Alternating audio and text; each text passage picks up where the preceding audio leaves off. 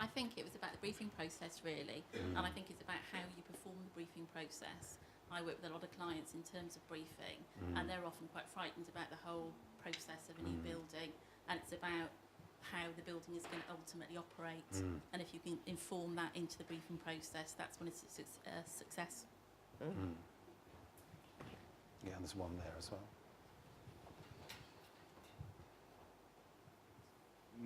Nice, simple question this time. Do you think Google's offices are good? Goo. Very That goo in interesting. them. Very interesting. If the future is, speaking to somebody in my late 50s, if the future is absolutely shooting down a fireman's pole every day, maybe not. It's interesting because I've had a lot to do with Google over recent years. And they've used their offices as a marketing tool, actually. You know, and they've come up with new things. And I recently went on an event where I went to see the new Google offices at just by Centre Point. I think they have some very, very good aspects. I mean, I love the aquarium where you lie in the bath and with your clothes on. And look at the fish, because that's a contemplation space, and it's quiet and it's unobserved, and it's part of these new vocabulary of spaces, which I think we need more introverted spaces that isn't all about collaboration all the time.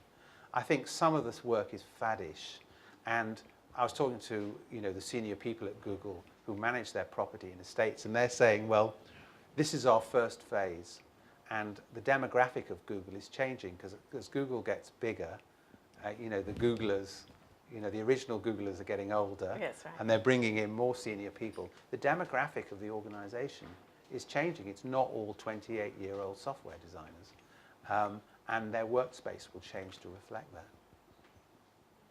I agree. I was going to say we're seeing the infancy. Google is going to grow up, and it'll be interesting to see what those kids who started as kids in that organization go on to want for an office space for themselves, because I don't know what's being shown to them yet. Yeah. My brother was in the banking industry, and he worked in Goldman Sachs, and I think when you work in Goldman Sachs, you all have to be trained in New York, so you'll go through the same kind of mechanism no matter where you end up in the world. And Goldman Sachs then never spent money on office furniture. They just gave their traders desks, and that was it. No perks, no nothing. And he went to form his own company many years later. He worked for a few other people. And when he went to form his office, did he spend money on his office furniture? No, because he was taught you didn't have to be successful. So I said, yeah, but is that the kind of culture you want to build? When you have your own office, is that really your dream? That is what I was talking about. When you cut it deep, is that what you want to show the world? Is that what you want? Yeah. So it'll be interesting to see what happens to the Google people. Yeah. Okay, and we have time for just one more question. Who'd like the final word? No. What a great way to finish it off. Thanks. Mine was it's more of an observation, but I'd welcome both of your comments on that rather than a direct question. But I've sort of been doing what I do for a quarter of a century more, so supplying office furniture into spaces. And obviously in all of that time, the products that I've supplied have changed almost beyond all recognition. But the two constants that have remained in terms of sort of corporate drivers have always been getting the best out of the real estate proposition, so sweating it really hard and getting the bang for the buck, and attracting and retaining the very best staff. And actually those two things are largely at odds with each other. And it just strikes me as quite perverse that our industry a decade ago was so obsessed with sweating the dollar that you were pushing people away from the office space, setting everybody free, kidding them that this was a brave new world and you were liberating them. And here we are 10 years later, waking up and realizing, oh shit, all our best people have disappeared from the building. How do we get them back again? Yeah. Which is the GlaxoSmithKline It's thing bizarre. where we came in. Yeah, so Yeah. that's all I really wanted to say. But you know. Yeah. I hear that a lot from the commercial side of of furniture. I think it's hard, evidently, in your commercial dealings, it's very hard to convince a client to change their metrics. I know that because salesmen say it's just impossible. If you won't do it for them, they'll go somewhere else. So we understand that, but I think, again, we have to champion the side of design to give something else. And I don't know what to call that, if that's, it used to be called added value, I think. But it's something that now that people know, it's good that the crisis has happened because now people know, actually, we need something to keep our best people here. So that is on people's minds. And I'm hoping that will change the metrics because I don't think the metrics worked. Yeah. I mean, it's been engineered to the nth degree, right? Unifor has engineered everything out of it. So there it is. Someone's done it. So that's been done, and now we can find the next thing. Yeah. I mean, I think you summarize it extremely well because they're diametrically opposed and you've got to hold them in the same frame. And that's because you were making the wrong arguments. The whole industry is making the wrong arguments. And it's who makes the argument. If you and this is why we need new research and new data and new metrics. If you make the argument that you've got to sweat the assets, then you're always on. It's just you're heading towards the bottom. And we need new arguments. And in a way, I'd like to leave you with a kind of challenge to architects and designers and the Workstations and the Herman Millers of this world. We need to think about the user.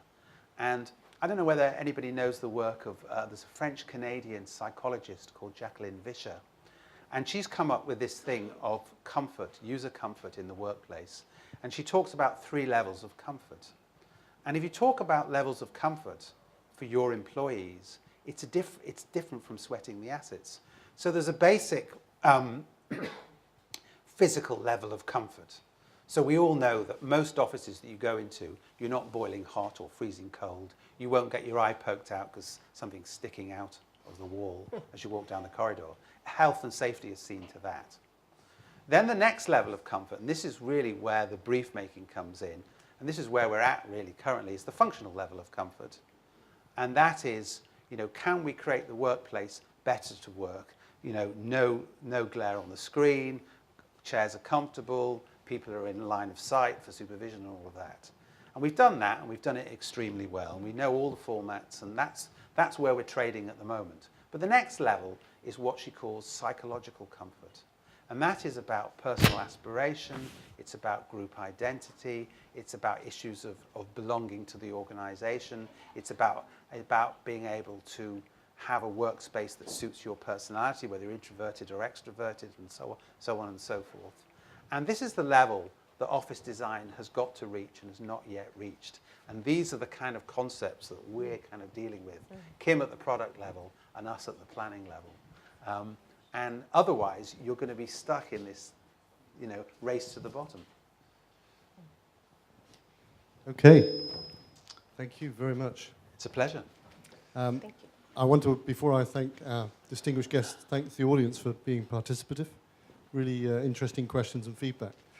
I made a few notes here, which are too long to sort of summarize what we've discussed, but there's some really interesting things there. Low segmentation, low choice, and the problems that causes. And I've had an experience of having choice when we moved our offices.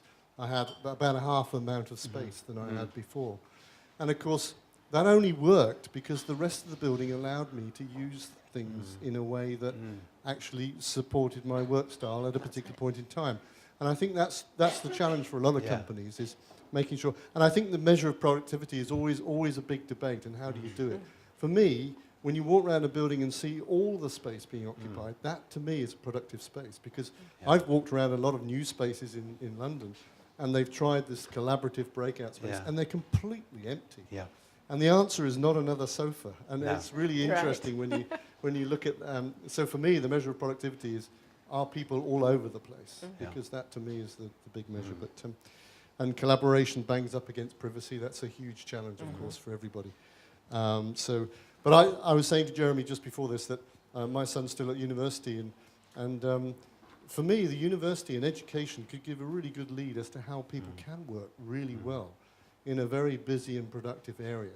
And I think kids coming out of university have probably something to say about what our spaces could look like in the future. So I like the university and the analogy of law looking at education, which I'm delighted to say Herman Miller is well versed in, actually. So look, thank you very much for Jeremy and Kim giving us an insight into where design meets the workplace. And Kim, I have to thank you profusely for saying about our fabulous repository of research that Herman Miller has got. Is And that true? I'm looking at our head of marketing there saying, yes, I'd love to get more of that. Where is it? Yeah, I So know. anyway, thank you everybody, and to our hosts, thank you. Thank you.